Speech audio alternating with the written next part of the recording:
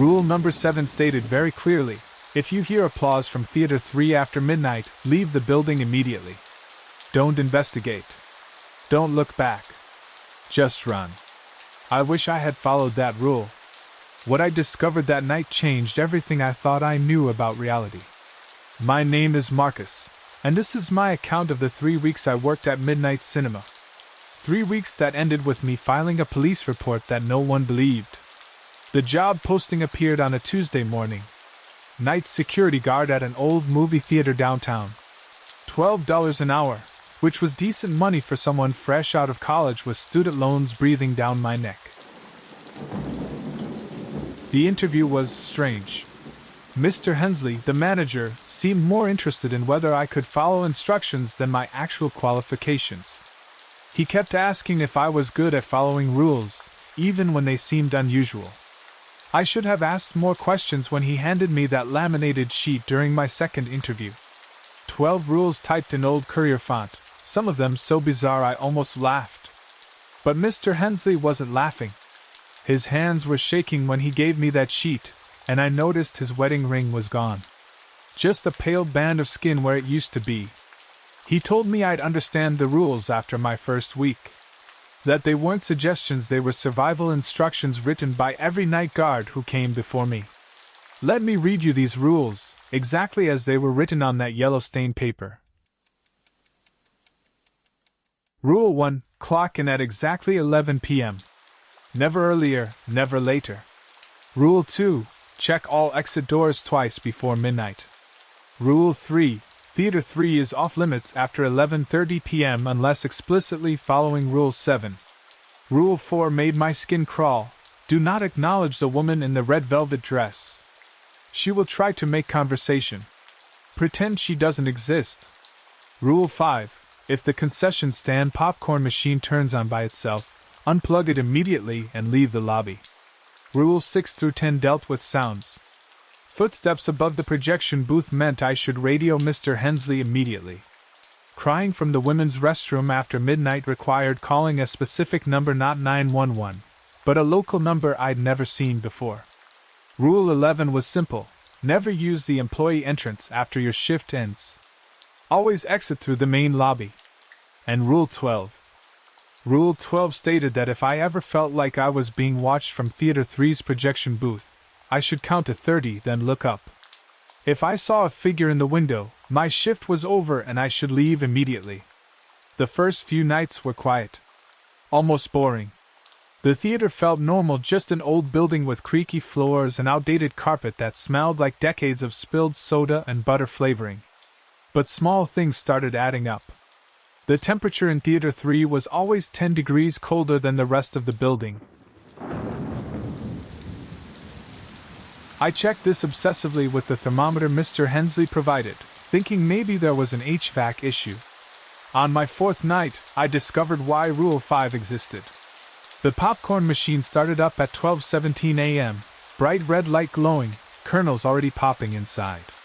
The oil was fresh, hot, like someone had just prepared it. I unplugged it like the rule stated, but here's what bothered me: the machine was already unplugged when I got there. The cord was coiled neatly on the counter, nowhere near an outlet. That's when I started paying closer attention to Theater 3. During my rounds, I'd glance through the small window in the door. The emergency lighting cast everything in red, making the empty seats look like they were filled with shadows. On Friday of my first week, I thought I saw someone sitting in the back row. Just for a second, when the lightning flashed outside and lit up the theater through the fire exit. But when I looked again, nothing. I met her on my 8th night. Tuesday, 11:47 p.m., during my second round of door checks.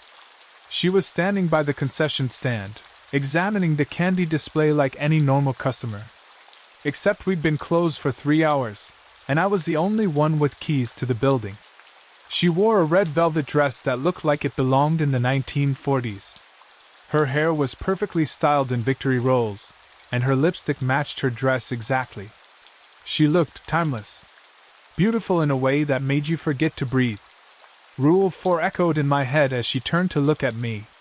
Her smile was warm, inviting. She started to speak something about the weather, How lovely the rain sounded on the roof. I followed the rule. I pretended she wasn't there, continued my rounds like I was alone in the building. But I could feel her watching me, could smell her perfume roses and something else, something old and sweet. When I came back through the lobby 10 minutes later, she was gone. But the candy display had been rearranged. All the red packages, cherry licorice, cinnamon bears, strawberry taffy, were now facing forward, perfectly aligned.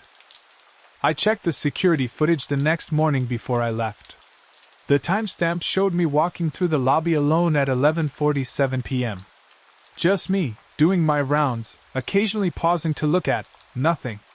The second week brought new problems.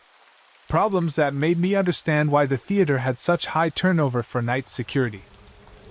Wednesday night, 12:23 a.m. I was filling out the logbook when I heard applause coming from Theater 3. Slow, rhythmic clapping like someone had just watched a particularly moving scene. Rule 7 was crystal clear about this situation. I should have left immediately. But something made me hesitate, made me want to understand what was happening in that room. I approached Theater 3's door and looked through the window. The screen was black, no movie playing, but every seat was occupied.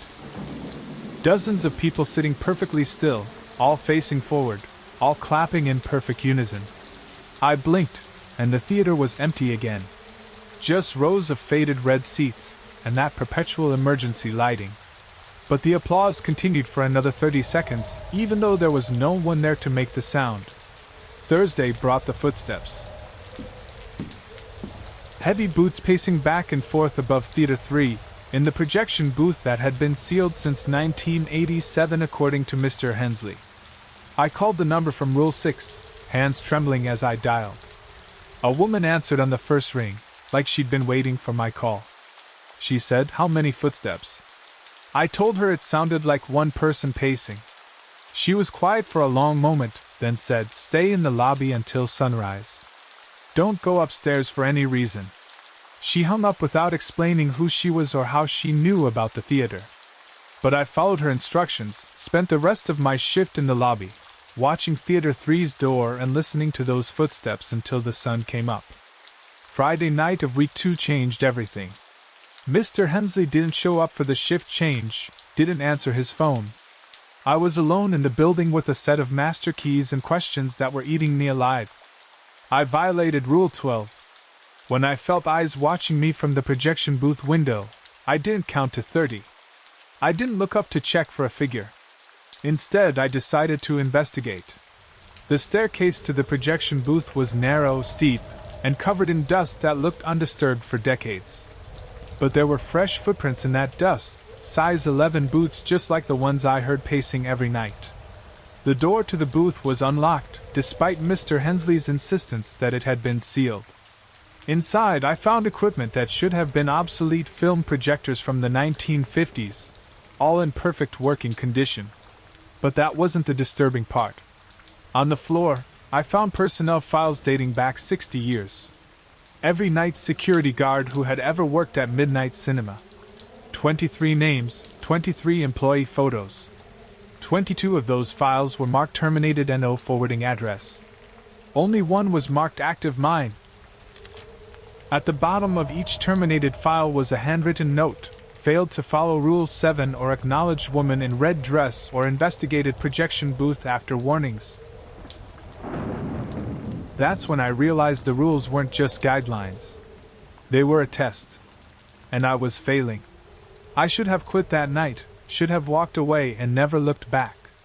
But I needed to understand what happened to those 22 guards, needed to know why their files ended the same way. Saturday night, my final shift. I arrived at 11 p.m. with a plan to follow every rule perfectly, to prove I could survive whatever the theater was testing me for. Everything went wrong at once. The woman in red appeared at 11:15, earlier than ever before. The popcorn machine started itself 3 times. The applause from Theater 3 began at 11:45 and didn't stop.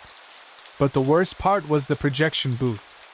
I could see a figure in the window, clear as day, beckoning me upstairs. It looked like Mr. Hensley, but wrong somehow. Too tall, movements too fluid. I broke Rule 7. I walked into Theater 3 while the applause was still echoing.